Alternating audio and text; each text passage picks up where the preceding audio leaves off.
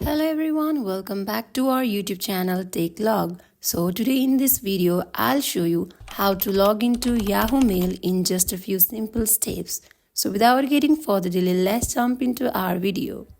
First of all, open up Yahoo Mail. Make sure you have already downloaded Yahoo Mail on your device. Now it will open up this kind of interface. Next, click on Sign in with Yahoo and click on Continue.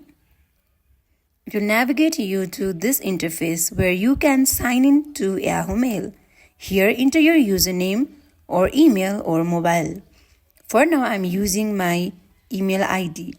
Next, tap on Next button. Here, enter your password and then tap on Next button. You can choose Allow or Not Now. So you have successfully signed in to Yahoo Mail. So that is it for today. If you guys like this video, do not forget to like, comment and subscribe our channel. Thank you for watching.